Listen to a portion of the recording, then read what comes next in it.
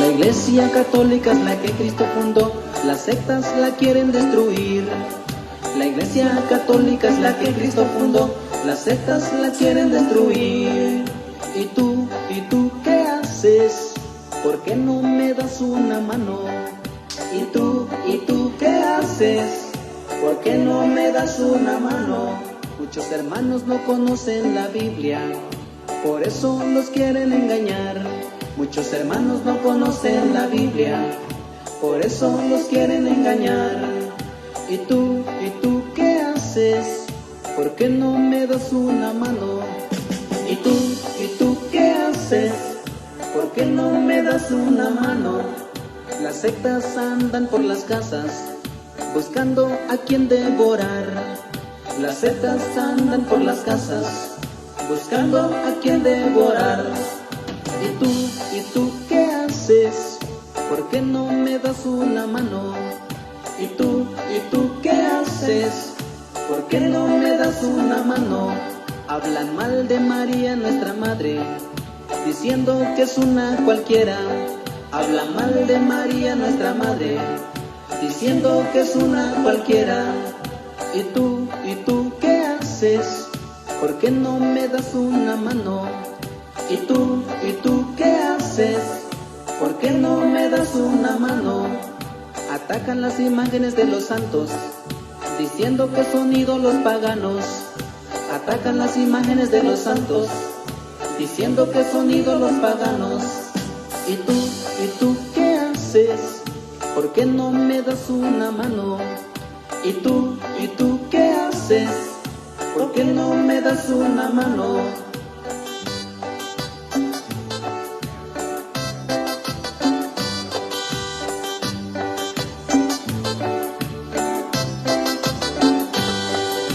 Dicen que el bautismo de los niños no tiene ninguna validez. Dicen que el bautismo de los niños no tiene ninguna validez. ¿Y tú qué haces? ¿Por qué no me das una mano? ¿Y tú qué haces? ¿Por qué no me das una mano? Ya muchos católicos se fueron con ellos, dejando la iglesia de Cristo. De Pedro, cuando un papa es investido como papa, trae ya el don de la infalibilidad. Sin embargo, su vida personal pues, dejó mucho que desear, tanto que ni siquiera quisieron enterrarlo dentro de los perímetros del Vaticano, lo tuvieron que sacar fuera, ¿verdad? ¿Por qué? Porque había sido tan inmoral, y esto pues es un escándalo, pero tenemos que aceptarlo como cristianos, ¿verdad? Sin embargo, eso no quiere decir que el trono de Pedro estaba a la deriva, porque quien lo llevaba era el Espíritu Santo, porque el Papa, pues definitivamente su vida personal no era la adecuada para que fuera el vicario de Cristo, pero así pasó. Sin embargo, él fue tío de San Francisco de Borgia, San Francisco de Borgia, y fue papá, siendo papá, fue papá de Lucrecia de Borgia. Sin embargo, Lucrecia de Borgia se dedicó a su trabajo espiritual, a lograr la santidad, y murió como Lucrecia de Ferrara, Santa Lucrecia de Ferrara, orando por su papá, que ella sabía que era un disoluto. Ella logró la santidad, su sobrino logró la santidad, siempre orando, uno por el tío y otro por el papá. Entonces, ahí hay algo grande, a pesar de tan 505, a pesar de toda esa maldad, esa oscuridad en su vida personal, la vida como sucesor de Pedro fue infalible. Entonces, eso es algo que yo les quedé debiendo la vez pasada porque no lo había investigado. Yo me acordaba, pero no me acordaba ni de todos esos datos precisos. Y estábamos hablando de él porque antes Desde que comenzó San Pedro hasta 1492, había habido puros papas verdaderamente santos. Y después de los Borgia, puros papas santos hasta la fecha. Entonces hay una manchita en la iglesia y que la iglesia pues no la puede esconder porque es algo histórico, ¿verdad? Esa es la valentía que tenemos los hijos de Dios de aceptar nuestros errores, aceptar nuestro pecado, aceptar nuestros resbalones, nuestros hierros. Pero el Espíritu Santo nunca abandona a su iglesia, a pesar del pecado. Porque los dones del Espíritu Santo tienen su eficacia sin la dependencia de la sociedad. Por ejemplo, si un sacerdote está en pecado mortal, pero bautiza a un niño, celebra una misa, el niño queda bautizado, la misa, el pan queda consagrado. El problema de él es un problema personal que tiene que dar a Dios. Él dará cuenta de sus actos, pero la eficacia de los dones y de los sacramentos no está debajo de la santidad de quien los aplica, sino que a pesar de que la persona que está ministrando esos dones del Espíritu Santo, a pesar de que esté en pecado, esos dones son eficaces. De tal forma, por ejemplo, en el bautismo, si yo soy un sinvergüenza, lo que sea, muy pecador, pero por emergencia bautizo a una persona que está en peligro de muerte y no ha sido bautizada, bueno, más adelante, esa persona queda bautizada, aunque yo no sea ni cura ni nada. ¿Por qué? Pues es un bautismo de emergencia. Y aunque yo no esté en gracia de Dios, ese niño queda bautizado, porque quien bautiza no soy yo. ¿Quién es el que bautiza? El Espíritu Santo. Y el Espíritu Santo siempre está limpio, sin importar que el portador de esa gracia esté en pecado mortal. Entonces el Espíritu Santo siempre cumple lo que promete. Eso es algo grande. Ok. Vamos a resumir el capítulo 5, el capítulo 6, el capítulo 7 para dejar esos 7 capítulos que se refieren precisamente al pacto de reconciliación de la humanidad con Dios. Ya vimos bastantes cosas la semana pasada. ¿Alguien se acuerda qué fue lo que dijo la semana pasada? ¿De qué hablamos?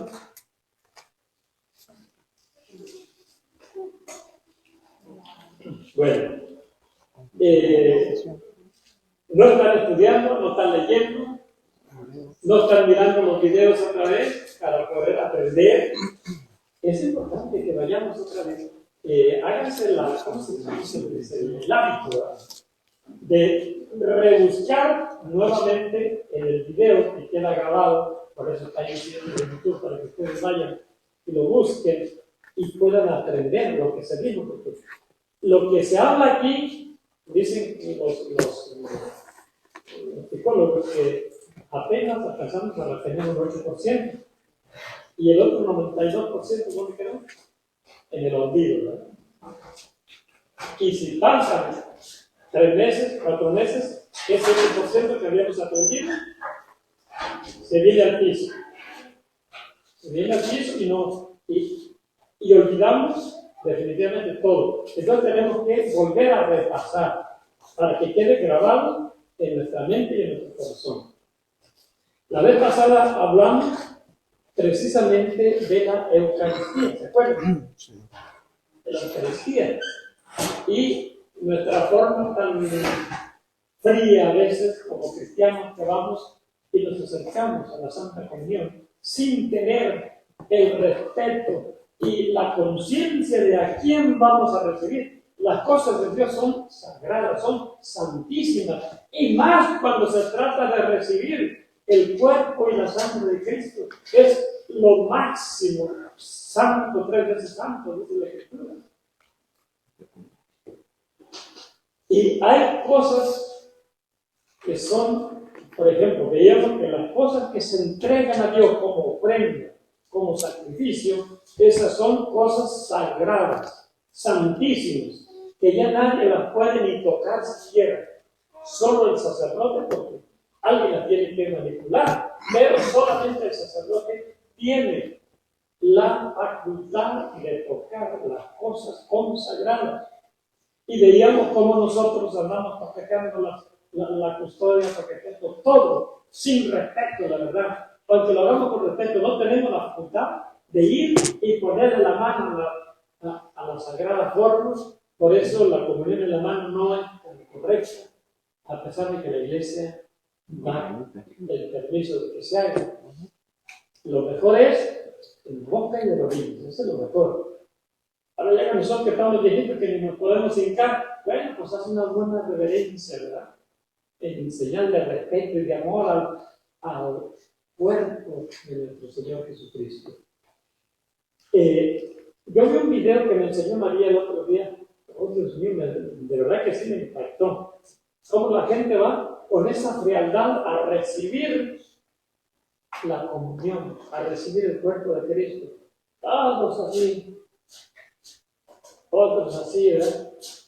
Frío, sin saber siquiera a qué van. Pero pasa un niñito chiquitito, se va hasta el frente y se hinca de rodillas. Y ni siquiera conmigo, porque estaba chiquitito. Pero se hinca con ese respeto y con ese amor. Y el sacerdote lo único que hace es darle un abrazo y un cariño. Porque en verdad le dio muestra a toda esa gente que estaba pasando a recibir la comunión con ese desgano, con esa apatía, con esa frialdad. Y miren, uno de los sacrificios que nosotros estuvimos analizando la semana pasada fue el sacrificio de reparación. Y nosotros no hacemos reparación por esa falta de respeto que tenemos para el cuerpo de Cristo. ¿O acaso hemos pedido perdón por él? Por haber recibido la hostia sin ese amor y esa conciencia a flor de piel. Ni siquiera lo hacemos, ni nos damos cuenta. No reparamos la falta de respeto y falta de amor que mostramos a nuestro Señor Jesucristo en la Eucaristía. Es algo increíble que nosotros, que supuestamente sabemos que allí está el cuerpo y la sangre de Cristo y que nos vamos a alimentar de Él, vayamos con esas actitudes con tanta frialdad, con tanta lejanía espiritual. Tiene que ser acto de conciencia. Miren, ahorita se me ocurre algo grande. Todo lo que es de Dios, lo que Dios ha tocado, nadie más tiene la facultad, ni el derecho, ni el permiso de tocar. Cuando el sacerdote da la bendición con la custodia, ni siquiera él toca la custodia. Por eso se pone el espolón y cubre y agarra a través de la estola y levanta la sagrada forma para darle la bendición. ¿Por qué? Porque la bendición de Dios no tiene que tocar ninguna carne, ningún ser pecador. Tiene que venir directamente de las alturas, bajando hacia nosotros.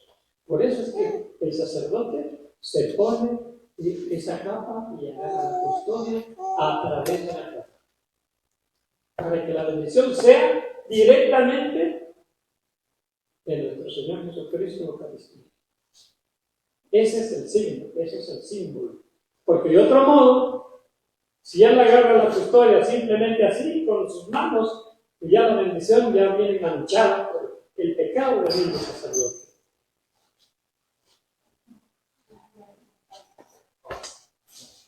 Entonces es importantísimo el que vayamos creando conciencia de la grandeza y la santidad de nuestro Señor Jesucristo y de todas las cosas santas y consagradas de Él. Se me ocurre ahorita, estaba pensando, si el monte Sinaí, donde había bajado la presencia de Dios, nadie que no fuera Moisés o Aarón y Josué podían tocar ese monte. Tenían que quedarse abajo. Porque aquel que se atreviera a subir al monte moría apedreado. Y por eso el ábside, ustedes sabían que siempre está la nave del templo y donde va a estar el altar, siempre más arriba, ¿verdad? Hay unos escalones más arriba. ¿Por qué? Eso simboliza que es el cielo. Donde baja el cielo, y el cielo no puede estar en el piso, tiene que estar más arriba. Y nosotros no podemos subir a esa parte, porque esa parte es el lugar santísimo. Y si nosotros no podemos ni siquiera pisar ahí, ¿ustedes qué creen? Que el Señor San José podía haber tocado a nuestra Madre María cuando nuestra Madre María había sido llena, plena del Espíritu Santo. Esa es una cosa que los hermanos separados no entienden. ¿Por qué? Porque no conocen la Biblia, porque no conocen de la costumbre del pueblo de Israel, no conocen de los mensajes de Dios a través de los santos escrituras. Nuestra Madre María era propiedad privada de Dios. No nada más había sido tocada por Dios, sino había sido consagrada y repleta de la gracia de Dios. Tanto que el Dios mismo vino a habitar en su seno. ¿Ustedes creen que San José, que era conocedor de la ley, porque era judío y además de la tribu de David, ¿ustedes creen que no conocía la ley? Y conociendo la ley, ¿creen que se hubiera atrevido a tocar a nuestra Madre María? No. Él sabía que tocando a María iba a ser muerto espiritualmente. Porque se estaba atreviendo a poseer una persona sagrada, santísima. Y ya lo vimos una vez, creo que fue Ezequiel 44, ¿se acuerdan? Que habla precisamente de los ritos, de los sacrificios. Y en este caso, nuestro Señor Jesucristo era el Cordero de Dios que estaba en el seno de María. Era el Cordero para el sacrificio santo que nuestro Padre Dios nos iba a ofrecer a nosotros. Estoy dando un resumen de lo que es el sacrificio, porque el sacrificio es el que nos hace ser aceptos de nuevo en el plan de Dios. Eva Francisco, búscame ahí, Ezequiel 44. Sí. A ver, oigan lo que dice. Está hablando de los sacrificios, pero está hablando proféticamente de nuestra Madre María, como ella, siendo propiedad de Dios, nadie más la puede tocar. El hombre me hizo regresar a la puerta este del templo. Ok, primero, la puerta este. ¿Por qué la puerta este? ¿Por dónde sale el sol? Por el este, donde surge la vida, donde se levanta el sol. Y estamos hablando del templo. Ok, sí, pero recuerden que en el Antiguo Testamento solo hablamos de figuras y de profecías. En el Nuevo Testamento estamos hablando de cosas reales, de acuerdo como dice Hebreos 10. Todo lo real está en el Nuevo Testamento. Entonces aquí está hablando del templo. Recuerden que ya el templo, para el tiempo de nuestro Señor Jesucristo, ya no era el templo de piedra, sino era ¿cuál? El templo del Espíritu Santo, el corazón del ser humano. Estaba cerrada. Me dijo. Ok. La puerta del templo es por donde nace la vida, estaba cerrada. Por donde se levanta el sol, estaba cerrada esa puerta. Estamos hablando del templo, pero es figura del templo santo que es nuestra Madre María, porque en ella habitó el Rey, Señor, señores, el Dios del universo. Me dijo, esta puerta permanecerá cerrada. Ahí está. Esta puerta permanecerá cerrada siempre. Es decir, nuestra Madre María, un templo que nunca va a ser mancillado, siempre va a ser virgen. No la abrirán nunca y nadie entrará por ella. Ahí está. Nadie entrará por ella ni nadie la abrirá. Porque Yahvé, Dios de Israel, pasó por esa puerta. Ahí está. ¿Quién pasó solamente por María? Dios. Dios. Para engendrar a nuestro Señor Jesucristo. ¿Qué más? Pero el príncipe, debido a que es príncipe, podrá sentarse allí para comer el pan ante Yahvé. ¿Quién es el príncipe? Cristo Jesús. Él sí podrá sentarse en ese templo. Pero tampoco podrá abrir la puerta. Solo se va a sentar allí en el templo para comer su pan. ¿Cuál pan? La carne de nuestra Madre María, para alimentarse del seno de María. Llegará por el vestíbulo de la puerta y se retirará por el mismo camino. Nunca traspasará la puerta. Por eso dice San Agustín, nuestro Señor Jesucristo nació de María, como los rayos del sol atraviesan los cristales sin romperlos. ¿Qué más? Luego me condujo al templo por la puerta norte. Miré y vi que la gloria de Yahvé llenaba la casa. Oigan esto. Me condujo a la puerta norte. ¿Saben por qué se le llama o qué significa el norte? El lugar donde habita Dios. El norte es el lugar donde habita Dios. Estoy hablando del Apocalipsis, y eso significa que Satanás quiso sentarse en el lugar del norte, donde está sentado Dios en el trono. Y al príncipe sí podrá sentarse allí, porque allí se manifiesta toda la gloria de Dios. Es decir, en el templo, que es nuestra Madre María, allí sí se manifestó toda la gloria de Dios, por la puerta norte, donde Dios se sienta en su trono. Entonces me eché de bruces al suelo. Me dijo, hijo de hombre, pon mucha atención, mira con tus ojos y oye con tus oídos todo lo que voy a decir con respecto a las reglas de la casa de Yahvé y de sus leyes. Ok, hasta ahí le vamos a parar. ¿Por qué? Todas las leyes que le va a hablar a Ezequiel son precisamente las leyes del sacrificio, las leyes de la liturgia del templo, que nosotros tenemos que cuidar. Nosotros tenemos todos los signos que hacen nuestros hermanos judíos, los tenemos nosotros. Todos, absolutamente todos. Vamos a ver cuando comencemos en el capítulo 8, la vestimenta de los sacerdotes. Todo lo que usaba era lo mismo que ahora se usa en la Iglesia Católica.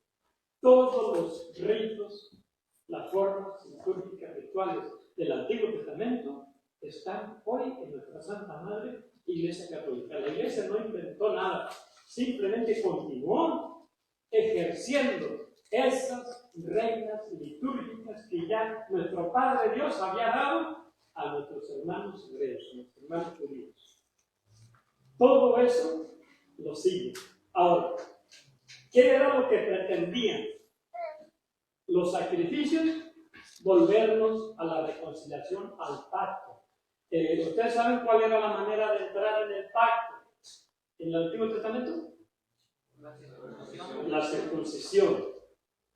¿Y cuál era la manera de volverlo a retomar cuando se pierde por un pecado? Sacrificio de animales. El sacrificio. ¿Qué tipo de sacrificio? El de holocausto, el de reparación, el de acción de gracias, el de, ¿cómo se llama? Por el pecado, perdón, el pecado. Había un montón de sacrificios. Y el sacrificio también, el sacrificio que se le llamaba espontáneo. Aquel que quiere ofrecer un sacrificio a nuestro Padre Dios era otro tipo de sacrificio también. Pero todos los sacrificios eran precisamente con el objetivo de rescatar de nuevo la patria que había perdido, la patria celestial que había perdido por el pecado. Entonces, todos los sacrificios eran para eso, para rescatar lo que perdí, el pacto que yo ya había perdido.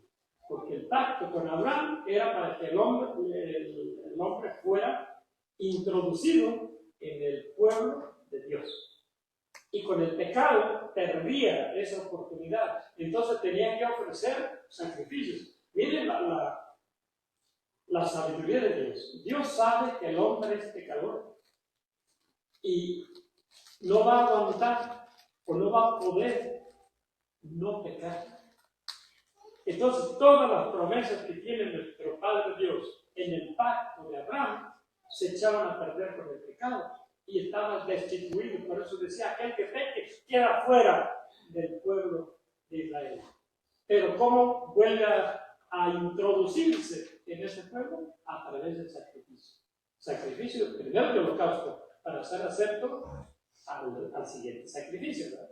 El primero era el holocausto para que tú fueras acepto por Dios.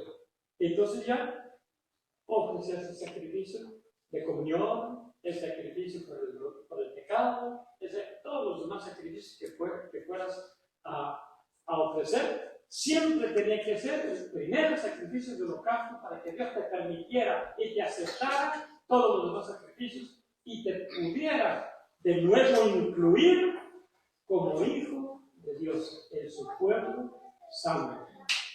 Entonces, eso era.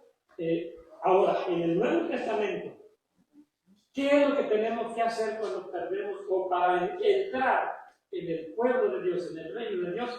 ¿Qué necesitamos? El bautismo. Que coincide o que es lo mismo que la circuncisión. Búscame Colosenses 2:11 para que vayamos afianzando bien y entendiendo bien el Levítico desde el capítulo 1 al capítulo 7.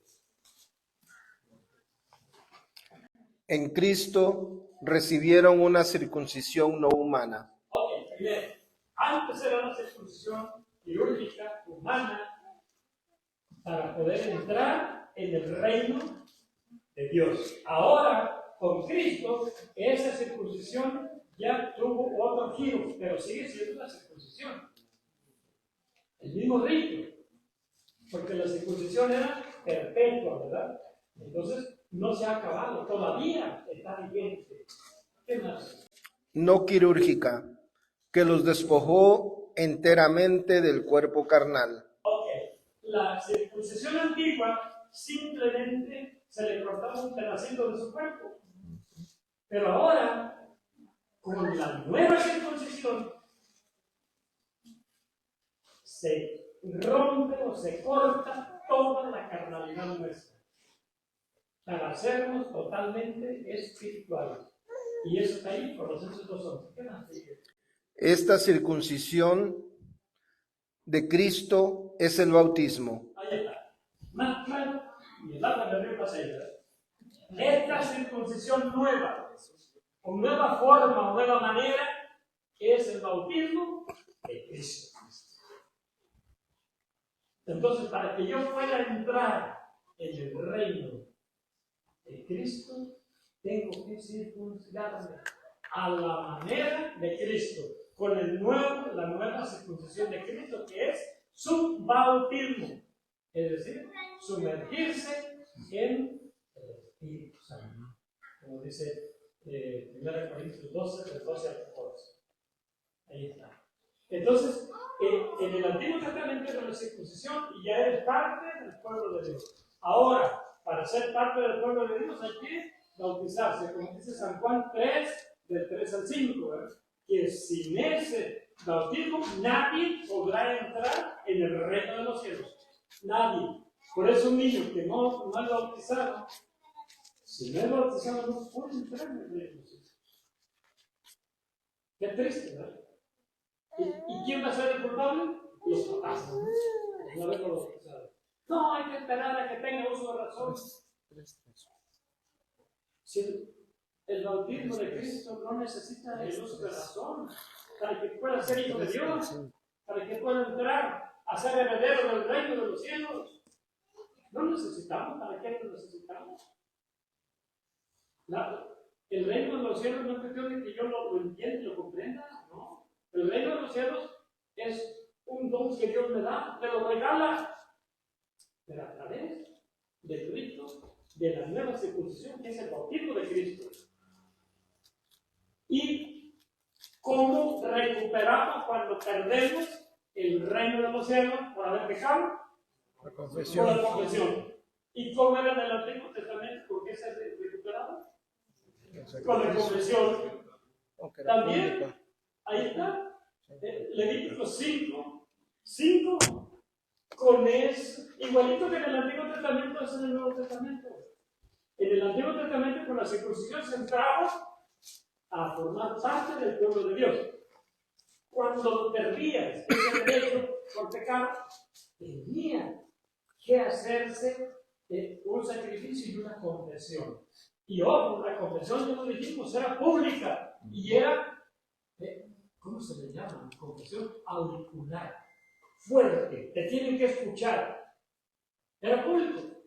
La gente que iba a hacer el sacrificio de reparación o el sacrificio de comunión de lo que fuera, tenía que confesar su pecado en voz alta, para que toda la gente que había invitado, para que se volviera a incluir dentro del pueblo de Dios a aquella persona que había pecado, tenía que escuchar el pecado por el cual había sido expulsado y había perdido el derecho de pertenecer al pueblo de Dios. Entonces, al sacerdote lo tenía que confesar en voz alta. Y una vez que confesaba en voz alta, se ofrecía el sacrificio y Dios perdonaba a través del sacerdote. Ahí está, Levítico 5:5. ¿Y qué hacemos ahora? Igualito, lo mismo, las cosas no han cambiado. Lo único que ha cambiado, digamos, es la forma. Antes era una simbología, era algo como una simulación de que yo me siento adolorido de haber pecado y le pido perdón a Dios y confieso mi pecado, lo presto de sacrificio y Dios me acepta de nuevo como miembro de su pueblo. Ahora resulta lo mismo, pero en aquel entonces era una simulación, ahora es real. Ahora cuando yo confieso mis pecados, y ahora tenemos una gran verdad que se hace de manera particular, íntima, no pública. Esa es una gran ventaja. Y todavía no queremos confesarnos. Imagínense. Y entonces cuando ya Dios me perdona mi pecado, ¿quién hace la expiación por mi pecado? El sacerdote, igualito que el Antiguo Testamento. Igual, con la ventaja de que ahora ya no es una simulación, es real.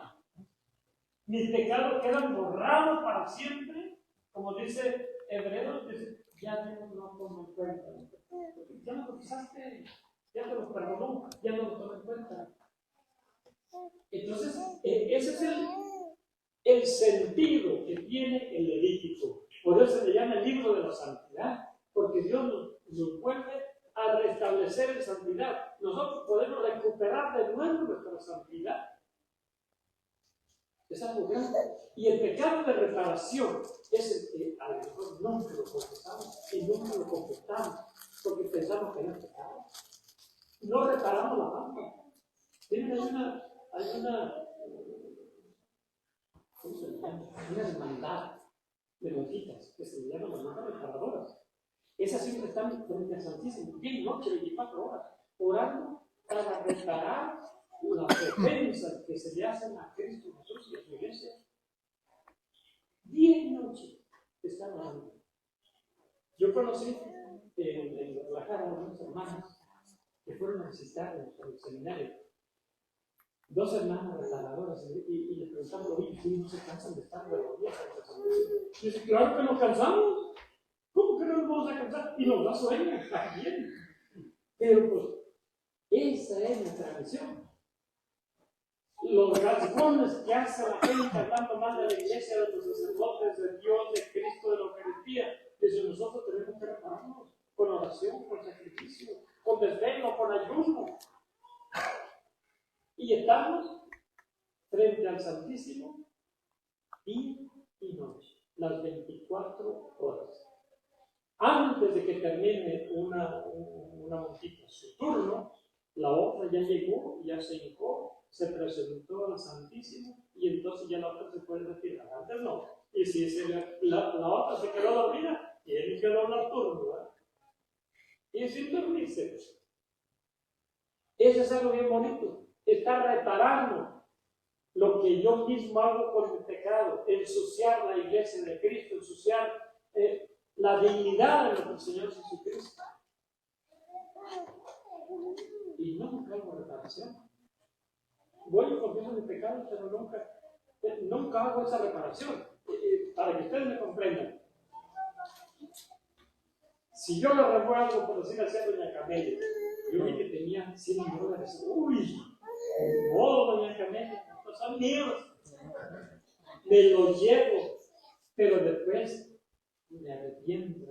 Uy, y tengo que venir a confesar el pecado, que el pecado de robo, no robará, dice el mandamiento. Y voy y vengo y confieso al Padre, entonces le dice que le robaré $100. ¿Qué tengo que hacer? Completar mi confesión, regresar los $100. Eso es lo que hacían en el Antiguo Testamento. El que se robó una vaca tenía que regresar 4 vacas para que se le quite. Ese era el sacrificio de reparación. Y ahora nosotros no reparamos nada. Hablamos de los demás y nos vamos y le pedimos perdón. No hemos reparado nada. Lo que confesamos quedó a medio. Todavía no es una confesión completa. ¿Pero qué? Pedir perdón de aquellas personas que calumnian, adelante, le robamos su dignidad, se la aplastamos, se la ensuciamos y no reparamos la falta. Nomás vamos y le pedimos perdón a Dios en la confesión. Pero esa es la mitad de la confesión. Vas a completarla. Por eso dice los 4 pasos de la confesión: dolor de pecados, arrepentimiento, confesión y cumplir la penitencia. La penitencia es la reparación. Nosotros pensamos que, ya con 3 padres nuestros que me dejó el padre Antonio, no sabes la que, ya reparé. No, mentira. Todavía no reparo la ofensa. Ahora, ¿cómo reparar la ofensa a Dios? Eso es lo difícil. ¿Vale? Por eso existe el sacrificio que alabanza, dice San Pablo. Ofrezca el sacrificio de alabanza para reparación de sus pecados. Eso es lo único que podemos hacer ante Dios. O si yo maté a una persona, ¿la puedo reparar? No, ya no. ¿Qué tengo que hacer? Ofrecer sacrificios de alabanza en la paz de Dios para que termine mi confesión y sea completa. Bueno, eso es importante que nosotros vayamos entendiendo. Ahora, en el pueblo de Israel había 3 causas por las cuales se tenía que hacer el sacrificio ante Dios para recuperar el reino perdido. Primero, sacrificio por el sumo sacerdote. Por el sumo sacerdote. ¿Por qué el sumo sacerdote? Porque el sumo sacerdote era el mediador entre el pueblo y Dios. Era el que iba a ofrecer el sacrificio, lo que se le llama, lo que le llamaban mecánica. Ahora lo siguen haciendo. El sumo sacerdote, le llaman el sumo sacerdote, pero ellos simulan. Miren, esto es algo bien grande, por lo cual el templo de Jerusalén fue destruido y por lo cual todo lo que se hace en el Antiguo Testamento ya no sirve para nada. Eso ya quedó en el olvido. ¿Quiénes eran los que tenían que ser sacerdotes? ¿Los hijos de quién? De Aarón. No confundamos los levitas con la casta sacerdotal. La casta sacerdotal viene de la tribu de Judá. De Judá. de donde era Aarón. Aarón era de la tribu de Judá. Entonces, Aarón era el sumo sacerdote, el único sumo sacerdote. Y sus hijos eran los sacerdotes. El que hablaba cara a cara con Dios era Aarón, no los demás sacerdotes. Solo Aarón, solo el sumo sacerdote. Cuando muere Aarón, se elige un nuevo sumo sacerdote, pero uno. Y es el que cara a cara presenta el sacrificio de reparación, el sacrificio por el pecado del pueblo, el sacrificio del perdón, lo que le llaman ellos el Hanukkah. Era el sumo sacerdote que una vez al año entraba en el santo santuario, en el lugar santísimo, para ofrecer ese sacrificio de restauración del reino de nuevo en el pueblo, de perdón del pecado de todo el pueblo. Entonces, ese era el primer sacrificio más grande, orar por el sumo sacerdote para que él estuviera limpio, puro. Y miren, se consagraba al sacerdote, cuando digo el sacerdote, 7 días completitos dentro del templo, no salía. 7 días tenía que estar.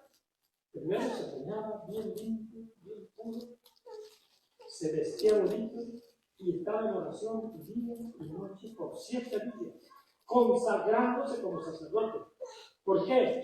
Ustedes saben que todos los sacramentos tienen una parte material para poder mirar que efectivamente Dios nos está bautizando, o nos está confesando, nos está perdonando, o nos está confirmando, o está ordenando a algún sacerdote. Eso lo vamos a ver en el capítulo 8, pero se nos adelanta un poquito.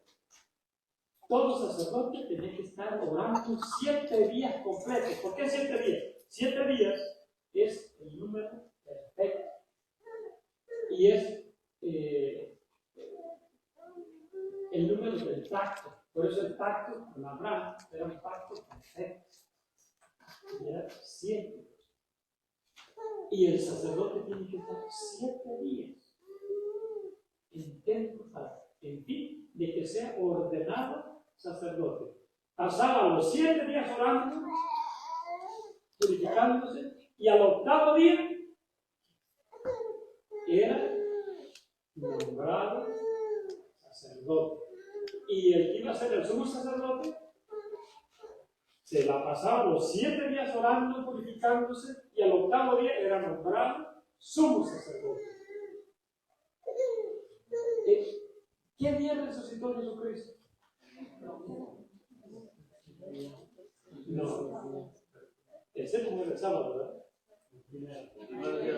Es el primer día, es decir, el 8º día.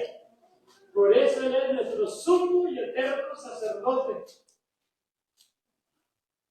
Él tenía que resucitar el 8º día.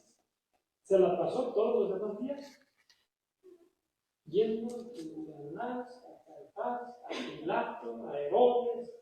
Lo trajeron por aquí, por allá, lo crucificaron, lo mataron, lo metieron en la tumba para que se purificara, por decir así, cumpliera todos los ritos de purificación y del sacrificio, de todo tipo de sacrificio, el de holocausto, el de comunión, el de perdón de los pecados, todos los sacrificios, como dice la misma ley de los judíos, que el Mesías tenía que cumplir todos los sacrificios.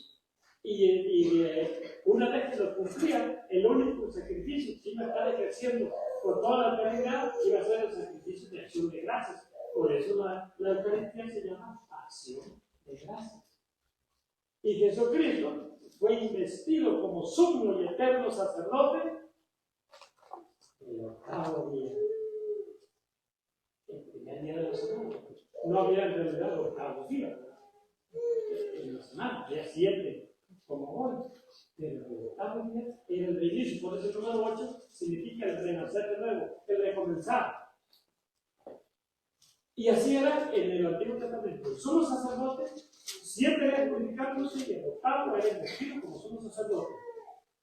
El único que podía ofrecer sacrificios por el perdón del pecado del pueblo. Por eso, hoy tenemos a nuestro Señor Jesucristo como único y sumo sacerdote que está frente al lugar santísimo, frente a nuestro Padre Dios, no intercediendo, sino mediando por nosotros. ¿Quién intercede? Tú, la Virgen, los santos, yo, que son intercesores, pero Jesús es mediador. Como era el sumo sacerdote del Antiguo Testamento, era el mediador. Los demás sacerdotes eran intercesores.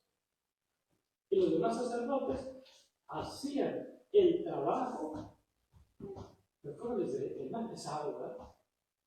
Todos los días, 364 días que tenía el calendario, no, 360 que tenía el calendario judío. 360 días estaban ejerciendo el trabajo pesado de ofrecer los sacrificios por el perdón del pueblo, por el perdón del pueblo, por el perdón de las personas particulares. Entonces, el primer sacrificio era por el sumo sacerdote, para que fuera santo, para que fuera puro, y cuando entrara no fuera aniquilado. Por eso entraba con su vestimenta y con cascabeles de oro en su vestido, para que se estuvieran moviendo y se estuvieran escuchando los cascabeles. Y entraba con un lazo amarrado de su pie derecho, para que se daba los ojos porque no estaba purificado y ahí moría. Lo sacaban con el lazo. Y tenía que entrar otro sumo sacerdote y tenía que comenzar de nuevo el que iba a ser el sumo sacerdote 7 días en el templo metido, orando, purificándose. Y entonces entraba. Diga, hay mucha similitud o un paralelismo lo que era el Antiguo Testamento de lo que es el nuevo. Ok, el segundo sacrificio que se hacía era por el pueblo entero. Primero por los sumos sacerdotes. Se hacía sobre eso un novillo, un toro, para que Dios purificara a esos sumos sacerdotes que iba a entrar llevando la sangre del sacrificio para perdón de los pecados del pueblo entero. Entonces, el segundo sacrificio era por el pueblo entero. Y el tercer sacrificio era por las personas particulares. Eso es lo que sea. Todos los días se hacía ese tipo de sacrificios. Todos los días. Por el pueblo entero solamente una vez al año. Así que era el trabajo continuo que tenían los sacerdotes. Y nunca dejaban apagar el altar. Nunca. El altar del sacrificio siempre tenía que estar encendido. Porque ese era el símbolo de la presencia del Espíritu Santo. El fuego del Espíritu Santo. Y nunca se deja apagar. Y el sacerdote que hacía el holocausto lo dejaba quemando toda la noche para que se desvaneciera. Solamente quedaban cenizas el otro día. Recogía todas esas cenizas y iba bien vestido. Pero una vez que la recogía, se tenía que volver a vestir para llevar las cenizas a un lugar especial donde se guardaban esas cenizas. Era todo un rito. A lo mejor nosotros pensamos, qué bonito debe haber sido, ¿verdad? Estar nada más trabajando en el altar y no trabajar la tierra, porque eso es más pesado, ¿verdad? No, hombre, eso era tremendo, porque el sacerdote tenía que estar vigilando su sacrificio, su holocausto, que no se le apagara el fuego. Y miren, tenía que remover el fuego porque las cenizas empiezan a apagar el fuego, ¿no? Y todos los días tenía que estar haciendo eso. Tenía que estar velando el sacrificio, poniéndole leña para que no se le apagara, quitándole las cenizas, y yo tuve que recoger todas las cenizas de la casa. Era un trabajo increíble. Increíble. Y yo les decía la semana pasada que nosotros tenemos que hacer lo mismo, porque ahora el altar no es un altar de piedra donde se le pone leña y se pone un ovillo encima. No. ¿Cuál es el altar hoy? Nuestro corazón. ¿Y qué le ponemos encima de nuestro corazón? ¿De sacrificio? El cuerpo de Cristo, porque Dios Padre nos dio al Cordero Santo para que nosotros lo ofreciéramos como sacrificio, como holocausto, como comunión, como perdón de los pecados para nuestro Padre Dios. Él es el único sacrificio que a Dios le agrada, no hay más. Por eso vimos esa lectura de Hebreos 10, donde dice ofrendas, sacrificios, todo eso ya no te agradaron, por eso estoy yo aquí. Me diste un cuerpo y yo cumplo tu voluntad. Es decir, Cristo se estaba ofreciendo como ese Cordero Santo para poder sacrificarse en la Pascua y ser el holocausto agradable a Dios, el sacrificio de perdón de los pecados agradable a Dios, el sacrificio de comunión agradable a Dios, el sacrificio, por todos los sacrificios. Y entonces tenemos que quitarle la ceniza a nuestro corazón para que el Espíritu Santo arda día y noche y no se apague con las cenizas. ¿Cuál es la ceniza? La de la envidia, la del rencor, la de la avaricia, la del chismorreo, la de esto, la del otro, la de aquello. Hay que quitar esa ceniza para que el fuego del Espíritu Santo esté ardiendo siempre en ese altar vivo, como dijera San Pablo. Ustedes son el templo vivo del Espíritu Santo. Eso dijo Jesús en San Juan 4, cuando le preguntó a la samaritana, ¿y en dónde tenemos que ir a hacer nuestra adoración? ¿En Jerusalén o en el monte Gerizim? Y dice Jesucristo, no, ni allá ni acá. ¿En dónde? Los verdaderos adoradores adorarán a Dios en espíritu y en verdad. Es decir, aquí en el corazón. Entonces, eso es lo que en sí nos está hablando en los capítulos del 1 al 7. Estamos resumiendo el 5, 6 y 7. Para que entendamos por qué de los sacrificios del Antiguo Testamento y por qué el sacrificio nuestro es más perfecto. Porque también es un sacrificio. También es un holocausto que ofrecemos a Dios. Y no le guardamos el respeto debido. Si un vaso que era dedicado al servicio del templo y nadie lo podía tocar más que el sacerdote porque era cosa santísima, y ahora nosotros nos atrevemos a manosear al santo de los santos, a Dios mismo, y sin respeto alguno. ¿Qué cosa más triste, verdad? Esa frialdad con la que nos acercamos nosotros a congregar, debemos de cambiar. Debemos de llenarnos de ese fuego del Espíritu y entender claramente a quién estamos recibiendo. Recuerden lo que dice San Pablo en 1 Corintios 11, del 25 en adelante. Aquellos que comen y beben de la copa del Señor, sin discernir que allí está el cuerpo de Cristo, come y bebe de nuestra condenación. Y no es que nosotros no discernamos que está el cuerpo de Cristo, es peor tantito, sabemos que allí está y no nos comportamos a la altura. Es peor todavía que el que recibe. Es más, en el Antiguo Testamento dice que aquel que comía del sacrificio sin estar debidamente purificado tenía que ser matado a pedrada, porque tenía que morir. Ahora nosotros, cuando tomamos el cuerpo de Cristo, si lo está preparado, en realidad morimos. En realidad morimos. Hay una similitud, es igual, en el Antiguo Testamento que ahora. No hay diferencia. El sacrificio es el mismo, con la diferencia de que allá era simbología y aquí es real. Allá los pecados no eran perdonados. ¿Acá? Sí. Ahora, el Levítico prohíbe que tú comas sangre, que tú toques sangre de un cadáver, porque quedas impuro. Búsquenme, a veces Lucas 10, del 20, del 22 en adelante. Vamos a ver una parábola que nos contó nuestro Señor Jesucristo para hacernos sentir el legalismo que todavía en el tiempo de Jesucristo se tenía sobre la ley del sacrificio.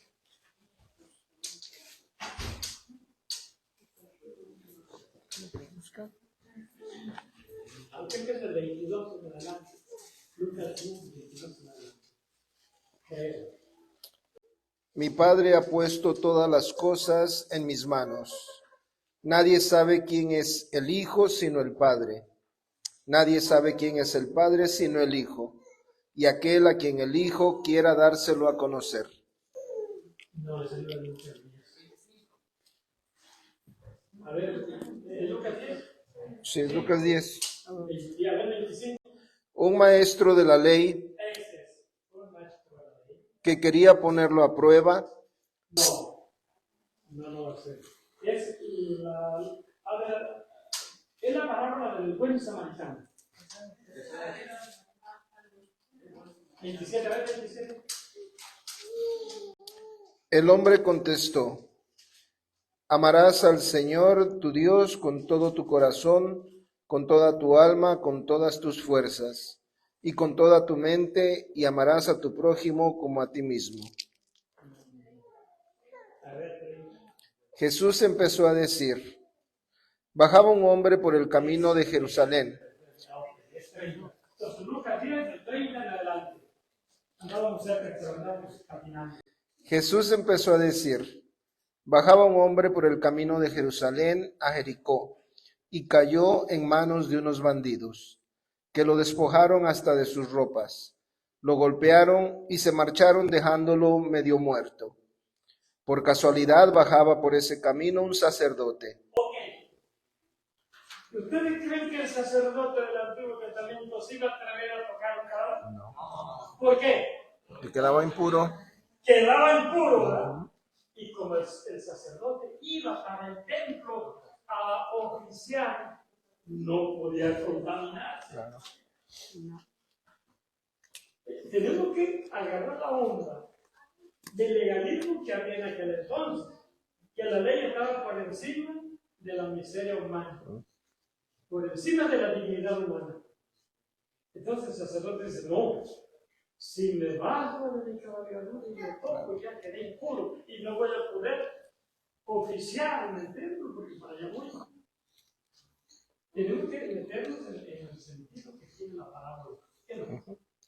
Lo vio, tomó el otro lado y siguió. Si eso que no vio, vámonos por aquí. Yo no lo vi, porque sabía que se iba a manchar y tenía que pasar varios días purificándose, ¿verdad? Para poder oficiar. Lo mismo hizo un levita que llegó a ese lugar. Ok, ¿quién eran levitas? Ellos no eran sacerdotes, ellos eran los servidores del templo. Es por decir así, el coro, el diácono, los que servían al templo, pero que no eran sacerdotes, eran los levitas. ¿Qué más? Lo vio, tomó el otro lado y pasó de largo. Lo que hizo lo mismo. ¿Por qué? Porque si yo toco ese cadáver, o toco la sangre de él, me voy a contaminar y ya no voy a poder servir en el templo. Ya no voy a poder cantar, si era el coro, ¿verdad? O lo que haya sido, ya no podía servir, tenía que purificarse primero. Y entonces, de aquí que se purificara, ya se había acabado la ceremonia. Entonces, vean cómo la ley obligaba a hacer ciertas cosas que no eran tan correctas. Un samaritano también pasó por aquel camino y lo vio. Ok, ¿quiénes eran los samaritanos? Eran gente sin vergüenza, la gente pagana, aunque eran también descendientes de Abraham, pero eran gente más liberal.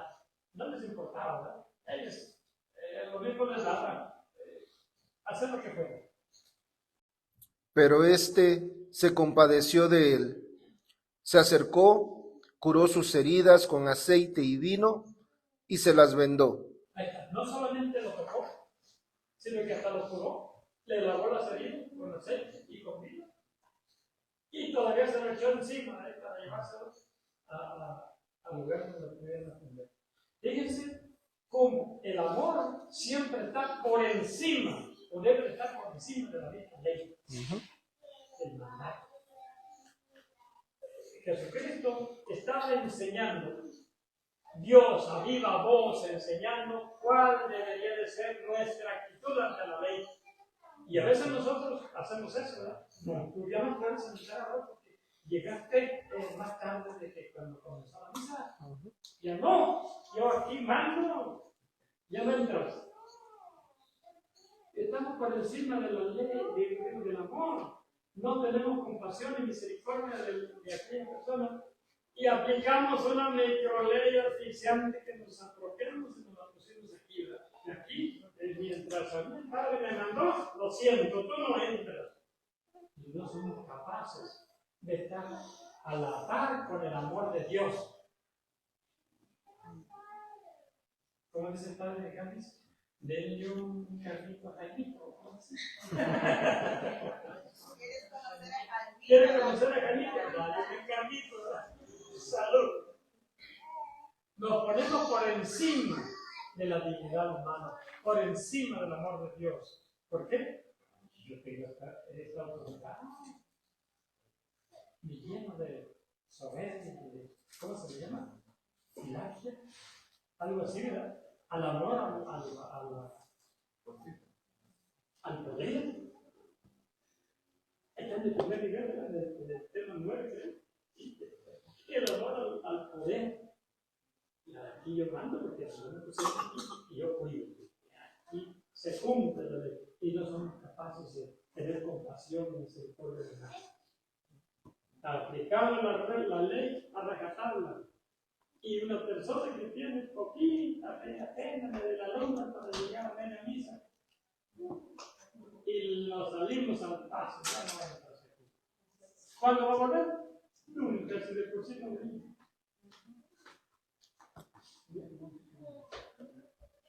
Pero nuestro Señor Jesucristo nos pone una lección tremenda, ¿verdad? Porque ese sacerdote se iba a contaminar. Si lo tocaba, ya no podía oficiar. Imagínate el trabajo que tenía ese sacerdote, ministro del Dios Altísimo. Y perder ese privilegio por tocar un muerto, un herido. Le valió más el decir aquí, yo soy sacerdote, yo no tengo que andar tocando de que venga otro lado. No fue capaz de sobreponerse en su compasión y en su misericordia por esa persona. Bueno, vamos a pararle ahí. Hay muchas cosas que decir. Vamos a entrar en las preguntas. Yo recuerdo que alguien me estaba haciendo un comentario de la Madre María, ¿no me acuerdo? Esto fue María. Ok. Hoy hablamos de nuestra Madre María, que las cosas que son de Dios no las podemos tocar nadie, porque son de Él, exclusivas. Y nuestra Madre María, nadie las puede tocar porque es de Dios. Propiedad privada. Pero algo me quería preguntar.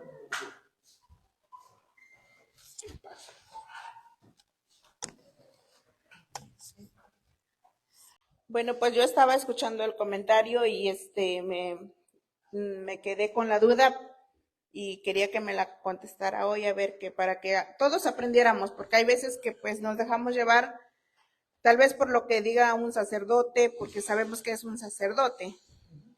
Yo estaba escuchando que la Virgen María, perdón, se me fue la...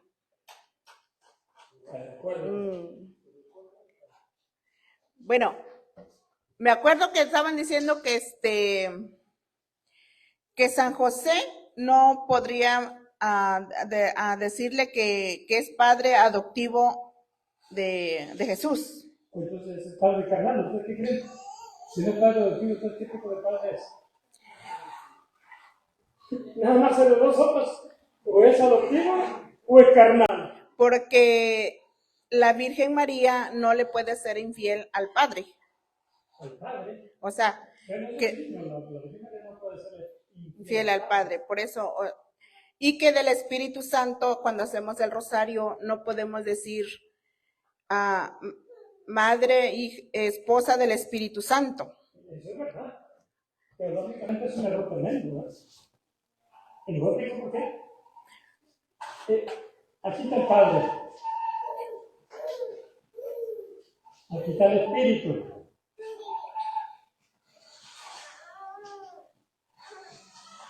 Y aquí está el Hijo. Y aquí está María. ¿De quién es esposa la Virgen María? Del Padre, no del Espíritu Santo.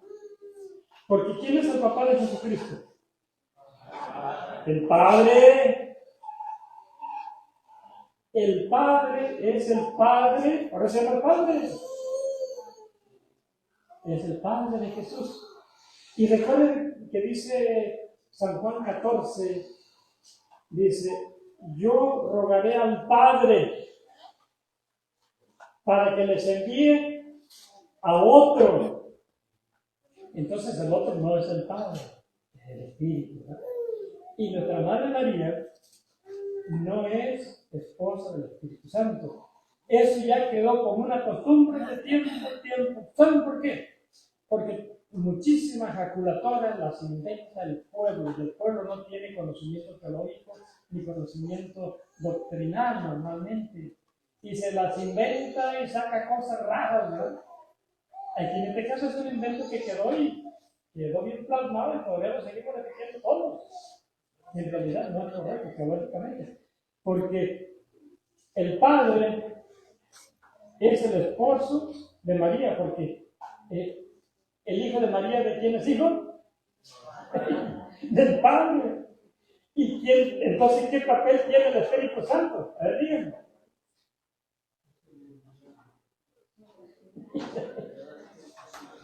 Es la semilla divina, el semen divino que germinó el vientre de María. Porque, como dice, y quedó llena del Espíritu Santo. Y dice, no temas, María, porque el Altísimo te cubrirá con su sombra. Por eso el Hijo que va a nacer de ti será llamado Hijo del Altísimo. No dice Hijo del Espíritu Santo, ¿verdad? Es Hijo del Altísimo. Entonces, ¿quién es el papá? Padre de Dios. ¿Quién es la esposa? María. Por eso dice Jesucristo, creo que es San Juan 20, 18, dice, a ver, vamos a ver si es ese 20, 18, a ver si es eso. San Juan, o 21, no es el 20, 18, por ahí va a ser. Cuando Jesucristo resucita, le dice a María Magdalena, María, le dice a María Magdalena, no me toques porque no he subido a mi Padre. A veces Jesús le dijo, María. Ella se dio la vuelta y le dijo, Raboní, que quiere decir maestro. Jesús le dijo, suéltame, pues aún no he subido al Padre. Pero ve... Oigan, vamos a hacer este ejercicio mental. Jesús todavía no subía al Padre. ¿Qué más? Pero vete donde mis hermanos y diles, subo a mi Padre, que es Padre de ustedes. Okay. El Padre también es Padre nuestro. Por eso, en San Mateo 6, del 9 en adelante, dice, cuando ustedes vayan a orar, digan, Padre nuestro. Cristo y nosotros, hermanos, en Hebreos dice que Jesucristo no se avergüenza de llamar a sus hermanos, porque en verdad lo somos hijos del mismo Padre, Padre celestial. Entonces, ¿qué es lo que está haciendo nuestro Señor Jesucristo? Nos está regalando a su propio Padre como Padre nuestro. ¿Qué más? Subo a mi Padre, que es Padre de ustedes, ¿Quién es padre de ustedes? a mi Dios, que es Dios de ustedes. Dios, y es Dios de ustedes. Entonces, ¿en dónde queda María? Vamos a ver ahí, vamos a ver ahí mismo en San Juan, que es 19, 26. Jesús, al ver a la madre Ahí está. y junto a ella al discípulo que más quería, dijo a la madre: Mujer, ahí tienes a tu hijo. Después dijo al discípulo: Ahí tienes a tu madre. Ok, oigan, María, Cristo nos da a Dios como nuestro Padre y a María Como nuestra como madre. nuestra Madre. Entonces, ¿nosotros somos hijos de quién? María. Del Padre De María. y de María. Por eso no podemos decir María, esposa de Dios Espíritu Santo. No debiéramos, lo decimos. Dios perdona nuestras burradas, ¿verdad? Lógicas. Pero sí, en realidad estamos rompiendo la sabiduría de Dios en ese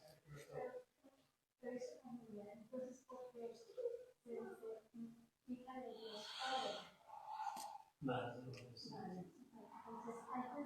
Sí, y esposa del Espíritu Santo. Sí.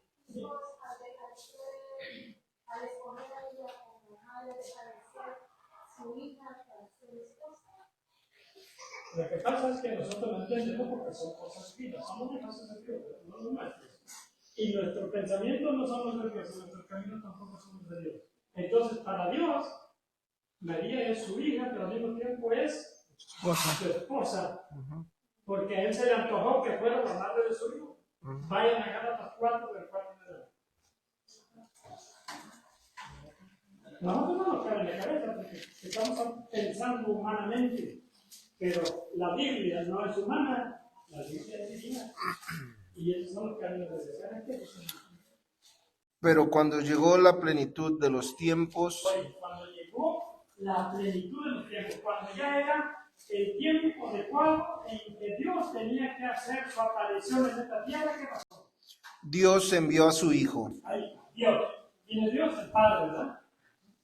Envió a su Hijo, que nació de mujer, que nació de mujer. ¿De quién? De María. Entonces, el que engendra el Hijo, ¿quién es? ¿El tío, el abuelo o el esposo? el esposo, el padre. El esposo, ¿verdad? Entonces, nuestra Madre María es la esposa del Padre. Le dio a su Hijo Jesucristo, hecho carne. Y Cristo ahora nos dice también: María es tu madre, porque mi Padre es el mismo Padre mío y el tuyo. Y si María es mi madre, pues también es el madre tuyo. Aquel que no quiera a María, tampoco es hermano de Cristo ni hijo del Padre. ¿Se fijan? Qué cosa más triste la de nuestros hermanos separados, que no aceptan a María como madre. Y tampoco están aceptando al Padre como nuestro Padre, ni a Jesucristo como el Hijo de María y el Hijo del Padre. Aunque vayan con una banderota, Cristo es mi Señor. Una cosa es lo que tú dices y otra cosa es lo que haces. Y lo que te vas a hablar no es lo que dices y lo que piensas y lo que crees, sino lo que haces. Eso es lo que te va a salvar. Estamos en el que nos quedan en la feyuela, ¿verdad? Pero tenemos que aceptar, aunque no entendamos, porque las cosas del Padre son perfectas y no están para que las cuestionemos, sino para que las aceptemos. ¿Alguna otra pregunta que tengan? A ver, allá. Pásenme.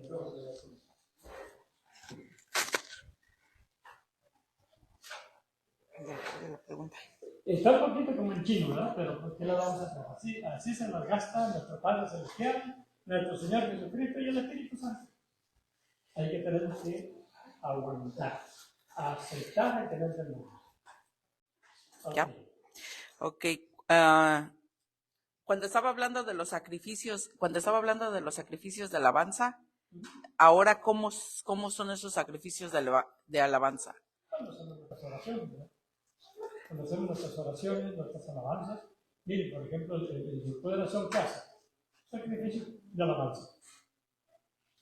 ¿Pero ellos no hacen sacrificio de oración? ¿Por qué no?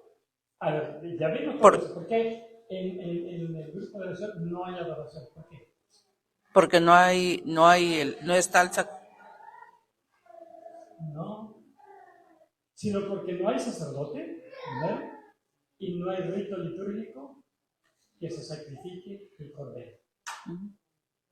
El único acto de adoración es la Sagrada Eucaristía, no más. Por eso nuestros hermanos separados, ellos no pueden adorar a Dios.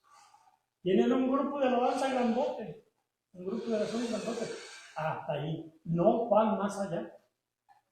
Y una sola Eucaristía tiene todo el valor, así podrás tener 10,000 millones o 100,000 millones de alabanza en el grupo de oración, no le va a llegar ni siquiera a la sombra de una Eucaristía. Así, para que se vayan mirando el grado de importancia de lo que hacemos. El domingo pasado, creo que fue el domingo pasado, el padre Moncarmen dijo una verdad increíble que todo el mundo se quedó espantado. Dice, porque alguien le preguntó que cuándo iba a ser una misa de sanación. ¿Sabes? ¿No hacemos grupos? Todas las misas son de sanación. Aquel que se la ha apropiado y ha dicho, vamos a hacer una misa de sanación, que está engañando al pueblo. Porque todas las misas son de sanación.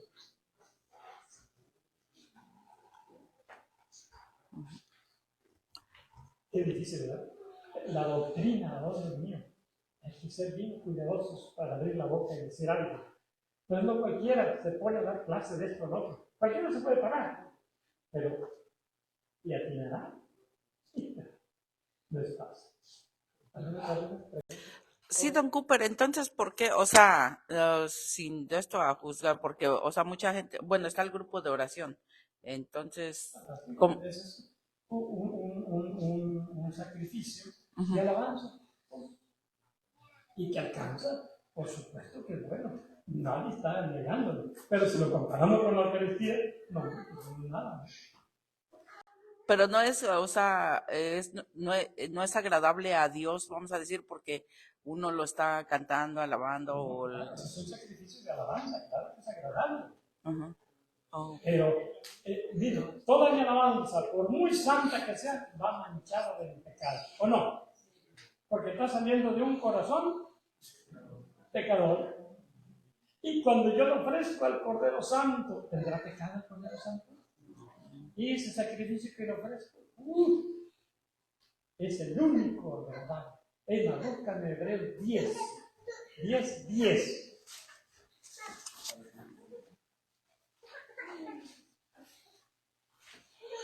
Para que nos demos cuenta de la importancia que tiene la Sagrada Eucaristía. Hebreos 10. Esta voluntad de Dios de que habla es que seamos santificados por la ofrenda única del cuerpo de Cristo Jesús. ¿Quién es el único que santifica? Cristo, el único sacrificio de la Sagrada Eucaristía. No hay otro por el cual nosotros podamos ser santos. Porque dice Levítico 19, 20, 19, que sean santos, porque yo soy santo. Y la única manera de ser santo es a través del cuerpo de Cristo, de la Sagrada Eucaristía. Es más que otro sacrificio por el cual podamos ser santos. Punto. Es difícil, ¿verdad? Y es la voluntad de Dios, no la de Juan, no es la de Juan. Padre de Dios, esa es la voluntad de Dios. Que seamos santos mediante la ofrenda del cuerpo y la sangre de Cristo. ¿Otra pregunta? Espera, aprovecho. Don Cooper, una pregunta. para celebrar la misa, especialmente en domingo. Las alabanzas, ¿son algunas alabanzas específicas o no importa que se baile, que se brinque, que se adore y que hermano codea al que tienes al lado y grita antes de comenzar la celebración? ¿Es apropiado? ¿No debería de ser así? Mire, el templo, dice el Señor Jesucristo, es casa de oración. No de templo, es casa de oración. Dice Jesucristo, ustedes me alaban con la lengua, pero su corazón está lejos de Dios. ¿Por qué? Una persona que está bailoteando en el templo, ¿por qué bailas? Diga, pero honestamente, ¿por qué? Porque siente bonito, ¿no? Devoción. Entonces está dando culto a sí mismo, no está dando la culto a Dios. El templo es casa de oración, no de baile, no de diversión, no de circo, es casa de oración. Y los cantos, ustedes van a los documentos del Vaticano que hablan precisamente de la liturgia y el canto. Oh, Dios mío, no soy de tanto porque ninguno de los cantos que cantamos aquí debería estar aquí. ¿Verdad? Tienen que ser cantos exclusivamente litúrgicos y alusivos al Evangelio de ese día. Y cuando nosotros oramos, tenemos que orar con el Evangelio de ese día, no con el Evangelio, con ese.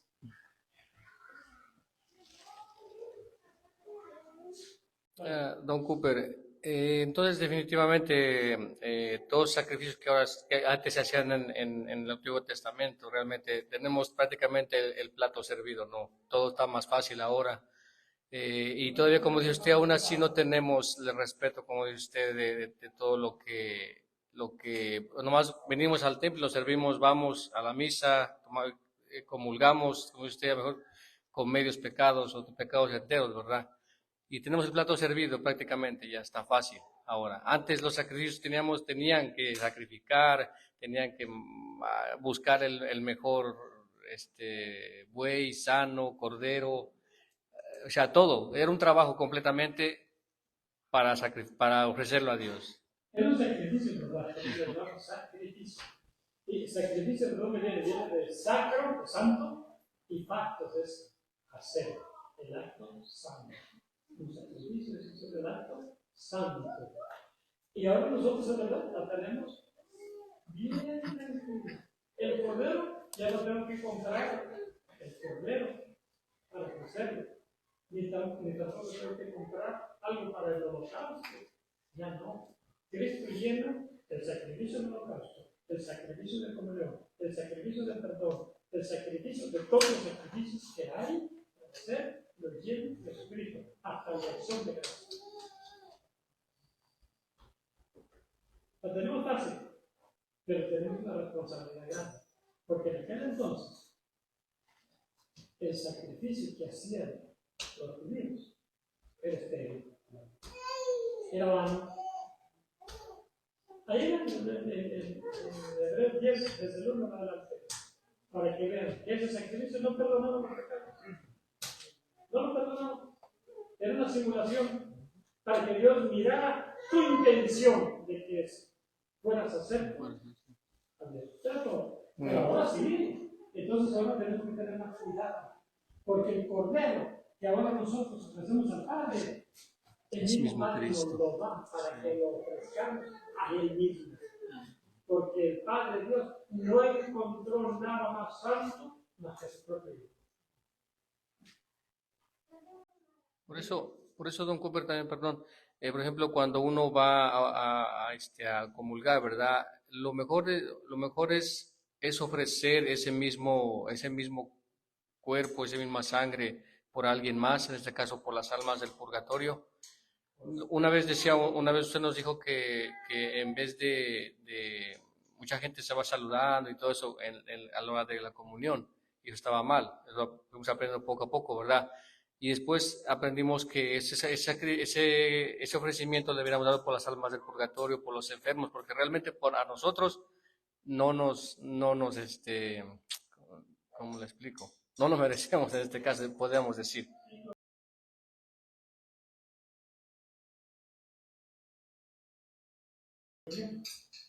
Vamos a comulgar el cuerpo de Cristo, pero recuerden que no estamos comulgando solo la hostia que está allá, sino que en esta hostia estamos metidos todos, porque nosotros somos el cuerpo de Cristo.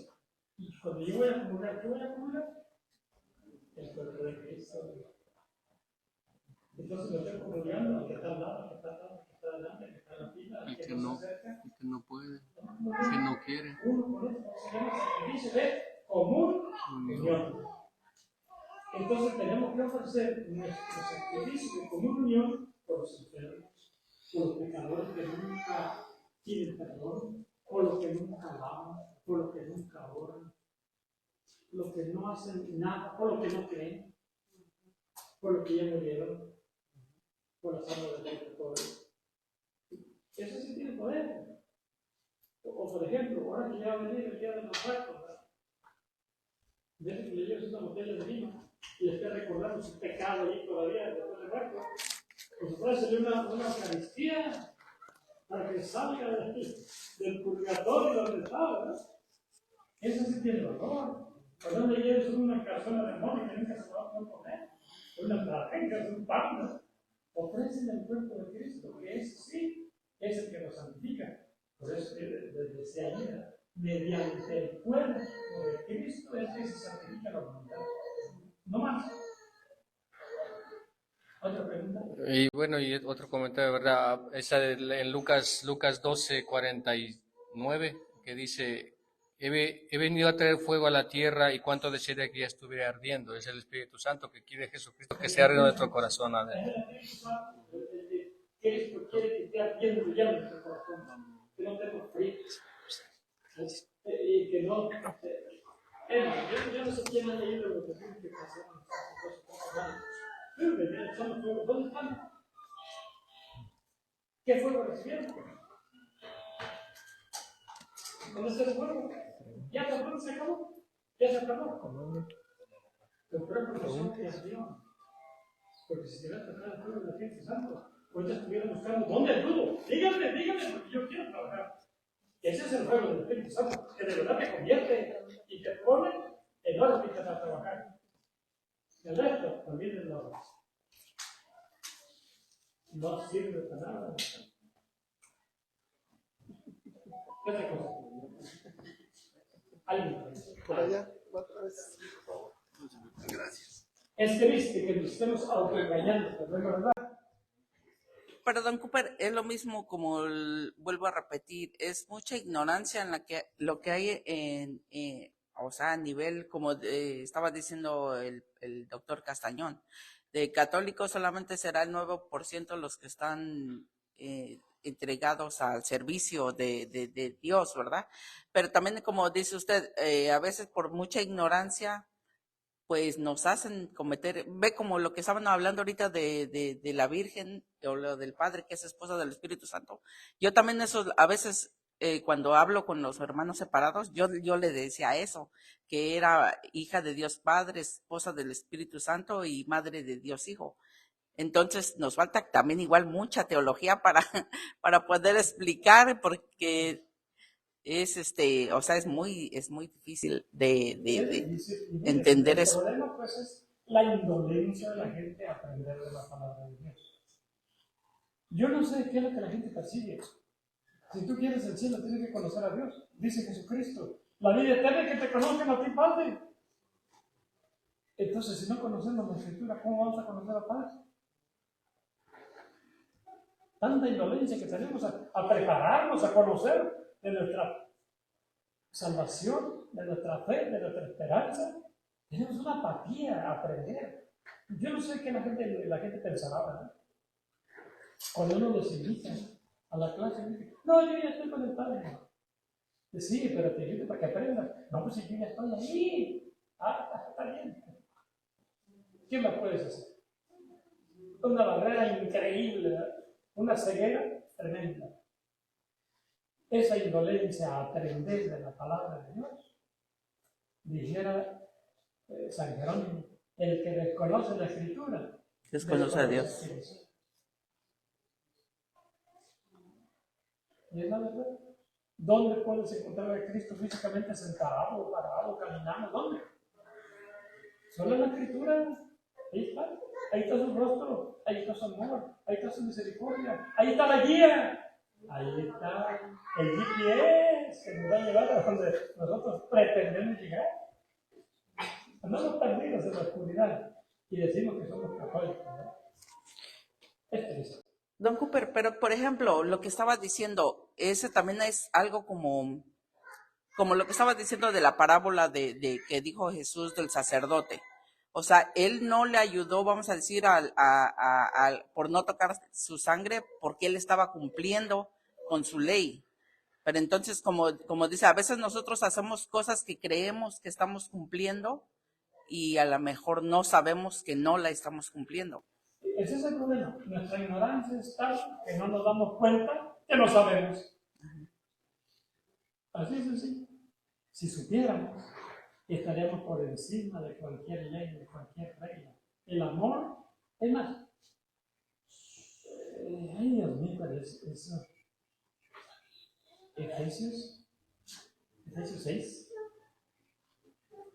donde dice, vístanse de la palabra, de esto, del otro, pero cuando termina de qué nos vamos a vestir, dice al final, y todo esto, revístanlo con el amor. Es decir, el amor está por encima de todo. Ahí fíjate, es Efesios 6.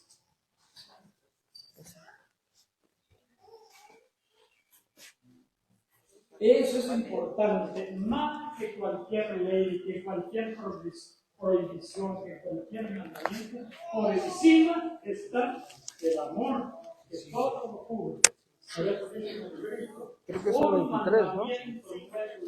Que se amen. Por eso, 6:23. Ah, que la paz, el amor y la fe vengan de Dios Padre y de Cristo Jesús, el Señor, sobre los hermanos, y que la gracia esté con todos aquellos que aman a Cristo Jesús, nuestro Señor, con amor auténtico. Donde dice el hombre 16, 10. Por lo demás, fortalezcanse en el Señor con su energía y su fuerza. Lleven con ustedes todas las armas de Dios para que puedan resistir las maniobras del diablo. Ahí está. Todas las armas de Dios. ¿Cuáles son las armas de Dios? Su palabra, punto. El conocimiento de su palabra. Todas las armas de Dios. Pues no nos estamos enfrentando a fuerzas humanas, sino a los poderes y autoridades que dirigen este mundo y sus fuerzas oscuras, los espíritus y fuerzas malas del mundo de arriba. Por eso, pónganse la armadura de Dios, para que en el día malo puedan resistir y mantenerse en la fila, valiéndose de todas sus armas. Ahí está. Oye, primero, no nos estamos enfrentando a una persona invisible de carne y hueso, sino a potestades que de verdad tienen poder. ¿Cuál? La de Satanás. Sí. Oh, yo a veces he visto, vamos a sacarnos en esta final. Voy a hacer un exorcismo. Qué peligro tan tremendo. Y cuéntasela. El día que ven al chamuco, ese día se le van a caer los pantalones. Y andan buscando al chamuco. No, para eso hay personas especializadas que hacen ese trabajo, que están preparadas. ¿Qué más? Tomen la verdad como cinturón y la justicia como coraza. Ahí está. La verdad como cinturón. ¿Para qué? Para que no nos envíen y se te queden los pantalones, ¿verdad? Y la justicia Como coraza. como coraza. Es decir, la justicia, yo tengo que ser justo, porque si no soy justo, cualquiera me acusa. Tengan buen calzado. Buen calzado. Dicen en la doctrina de Cristo. Eso es un buen calzado. estando listos para propagar el Evangelio de la paz. Ahí está. Tenemos que propagar el Evangelio de la paz, pero hay que estar bien preparados. Tengan siempre en la mano el escudo de la fe, El escudo de la fe. Cuando tú tienes fe, no hay protestante que te deje tambalear. Nadie, ni siquiera un accidente, una enfermedad, te va a tambalear, porque tu fe está fuerte, firme, y sabes que lo que sucede, como dice Romanos, todo lo que sucede, sucede para bien de aquellos que aman al Señor. y así podrán atajar las flechas incendiarias del demonio. Por último, usen el casco de la salvación y la espada del Espíritu, El casco de la salvación del ser, que no entre ninguna idea cerca, torcida en nuestra mente. ¿Qué más? o sea, la palabra de Dios. La palabra de Dios es el arma que Satanás tiene muy bien. Efesios Ustedes 6, vean, 10. hagan la prueba. Encuéntrense. Lo voy a contar. Mi hijo fue creo que a Walmart, no sé a dónde por allá. Y me tiene que pagar el comercial de Walmart, ¿verdad? Fue y se le acercaban a mi hijo y a su esposa, los protestantes, los zapatistas. Y entonces le empezaron a decir que por qué nosotros guardamos los mismos, estamos locos, que estamos cometiendo pecado, y que ellos son la iglesia verdadera porque guardan el mandamiento de santificar a la fiesta, que es el sábado. Entonces le dice mi nuera a los muchachos, mira, ¿de verdad tú quieres hablar con él? Sí, claro, pues no te lo vas a acabar, mejor di que no, porque... Y les ha puesto una revolcada tremenda. ¿Y qué pasó? Se quedaron mudos, casi por 30 minutos. No supieron qué decir. ¿Por qué? En realidad ni conocen lo que están predicando. Dos, tres textos bíblicos se nos embarran la cara y mira, tu sábado, ¿para dónde queda? Y el diablo se queda mudo ante la verdadera espada de la palabra. No tiene que decir. ¿Qué más dice? Porque ahí viene lo que yo decía. Vivan orando y suplicando. Oren en todo tiempo según les inspire el Espíritu. Velen en común y perseveren en sus oraciones sin desanimarse nunca, intercediendo en favor de todos los santos, sus hermanos. Rueguen también por mí, para que al hablar se me den palabras y no me falte el coraje para dar a conocer el misterio del Evangelio. Ok, no me salió lo que yo pensaba, pero no importa lo que aprendimos, ahí está muy bueno, ¿verdad? Lo que yo quería encontrar era que decía, y sobre todo esto, pongan el amor, porque es lo que verdaderamente vale. Todo eso que está aquí. Inviten a Dios en el 5. ¿El 5? Sí. Amén. Efesios 5:1. ¿Efesios 5? 1. Eso habla. Como hijos amadísimos de Dios, esfuércense por imitarlo. Sigan el camino del amor, a ejemplo de Cristo, que nos amó y se entregó por nosotros, como esas ofrendas y víctimas cuyo olor agradable subía a Dios. Dejémosle. No es, pero sí, es lo mismo, ¿verdad? Ahí está diciendo que el amor tiene que estar por encima de todo, ¿verdad? El 23, ¿eh? 5:23 o 6:23. 6:23. Fue lo que leí hace rato. Eso fue lo que Bueno, eso lo leí antes, pero está bien. Que la paz, el amor y la fe vengan de Dios Padre y de Cristo Jesús, el Señor, sobre los hermanos. Bueno,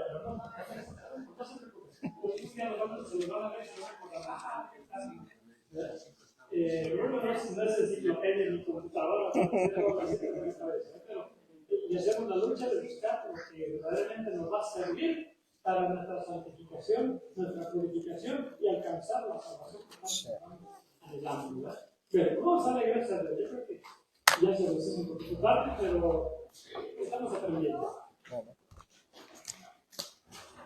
Vamos a darle gracias a Dios. Ha sido grande, fuerte por nosotros.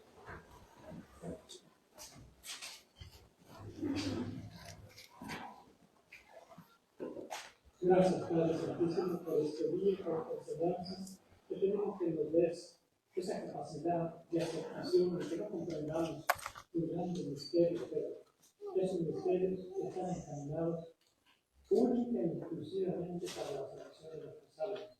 Gracias, Padre Santo, por ese amor, esa misericordia, esa compasión que tienes para con nosotros. Padre nuestro, que estás en el cielo, santificado sea tu nombre. Venga a nosotros tu reino. Hágase tu voluntad en la tierra como en el cielo. Danos hoy nuestro pan de cada día. Perdona nuestras ofensas, como también nosotros perdonamos a los que nos ofenden. No nos dejes caer en tentación y líbranos del mal. Amén. Dios te salve María, llena eres de gracia, el Señor es contigo. Bendita tú eres entre todas las mujeres, y bendito el fruto de tu vientre Jesús. Santa María, Madre de Dios, ruega por nosotros los pecadores, ahora y en la hora de nuestra muerte. Amén. Amén. siempre se le da unos avisos chiquitos, rápidos, y no me corten la presentación para que sea como una promoción rápida. El día 18, que es miércoles 8, tenemos la celebración de nuestro 10º aniversario de la pastoral de Iglesia Lugar. Este ministerio que Cristo ha sembrado en esta comunidad y que tanto bien ha hecho y está haciendo. Así que todos están invitados, todos los que están aquí, les voy a pedir un favor. Traigan una flor blanca y una flor roja, porque vamos a poner un florero grande enfrente del altar y ahí, en esa flor blanca y esa flor roja, ustedes van a poner todos los favores que quieren de nuestro Padre Dios, el agradecimiento, su trabajo, su esfuerzo, su angustia, sus alegrías, ahí las ofrecen en esa flor blanca y las ponen enfrente del altar, porque ahí va a estar ese florero grandote, antes de que comience la misa, porque en el ofertorio único y exclusivamente vamos a llevar familia, no. Así que antes vamos a hacer nuestro ofrecimiento, nuestra petición, y esas dos rosas van a ser las símbolos de esa entrega que vamos a hacer, ese agradecimiento a nuestro Padre Dios. ¿Ok? Entonces, miércoles 18 de octubre a las 7 de la noche. Nuestros hijos pequeñitos son los que van a hacer el rosario. No le vamos a hacer un reloj, sino los niños. Como hijos de familia, ellos van a hacer ese rosario fantástico acá con nosotros. Nuestro señor obispo, Kevin James Sweet, el padre Antonio, y el diácono de San Cirilo, el diácono nuestro, va a estar con nosotros. Los sacerdotes de la parroquia los invitamos, pero son solitos y no tuvieron tiempo. Y bueno, querían que hubiera algunos 2 o 3 más, pero bueno, no se pudo. Pero la figura de nuestro pastor, el señor obispo, yo creo que es suficiente, ¿verdad? Sentirnos agradecidos con Dios por este ministerio que tanto bien está haciendo. Yo les voy a dar esta invitación para que ustedes también la repartan más adelante. Ahí vayan, comen la que quieran y la van pasando para atrás. Y si quieren más, me dicen. Ya vamos a hacerlo para allá, para que hagan lo que quieran, y listo, ¿verdad? Que no se les olvide sus camisetas. Sí, ese es el regalo de las camisetas. Si no quieren, aquí con remedios. No dicen qué talla y se la traen. El color sería el tinto o marrón, tinto y marrón que tengan. Y si no, pues traigan la que sea, pero traigan. Así, si tienen nada más la gris, traigan la gris. Si tienen la negra, traigan la negra. Pero de preferencia, si tienen una marrón, traigan la marrón. ¿Por qué? No porque nos va a hacer más santo la camiseta, pero sí nos va a distinguir. ¿Y saben por qué? Vamos a aprovechar una cosa. Los que son de la pastoral van a ir así, con su camiseta. Y ya vamos a saber quiénes son de la pastoral. Y los que no son, ahí los vamos a volver para invitarlos a que pertenezcan a la pastoral. Entonces, cuando veamos que viene uno que no trae camiseta, ese es de la pastoral. Ven que le apuntes aquí, ¿verdad? Tenemos que utilizar todos los medios habidos y por haber posibles para poder hacer llegar a Cristo Jesús que nos salva. Ese es nuestro objetivo. Bueno, sí, y los apóstoles ya están en las camisetas, con Manuel. Están bonitas, bueno, no son sencillas, ¿verdad? Pero ¿qué le vamos a hacer? No somos ricos, ¿verdad? Quisiéramos tener marca Polo y todas esas, pero no son sencillas, ¿verdad? Pero aquí están bonitas, tienen el logo de la pastoral aquí, y atrás hay misioneros de Cristo, una Biblia abierta y una cruz. Y les vamos a hacer una crucecita para todos los apóstoles, para que seamos enviados ese día por el Señor Obispo. Vamos a aprovechar. Bueno, y el próximo año se va a abrir otra vez otro grupo de misioneros. Preparación para misioneros. Son 20 semanas de curso que subieron. 20 semanas. Algo vamos a aprender para salir a misionar. Aunque sea a mis hijos, a mis primos, a mis compadres, a mis amigos, a quien sea. Pero ya somos misioneros autorizados por Holy Trinity, ¿verdad? Así que el que quiera pertenecer y que no ha cursado la redundancia, ese curso, comenzaremos en enero, primeramente, a tener más apóstoles misioneros. Bueno, ahorita déjenme decir algo. Ustedes ven que tenemos aquí micrófonos por un lado y por otro por allá. Bueno, ya está el modelo de los misioneros de Cristo, pastoral, familiar y conyugal. Y al enfrente el logo de la pastoral. Eso solamente lo van a. Son exclusivas por el cerebro, ¿verdad? Eso nadie más lo va a poder tener. Solo el que cursó puede tener. ¿Qué les iba a decir? Ustedes ven todos esos micrófonos y todo el equipo que tenemos por allá. De nosotros costó $1,734.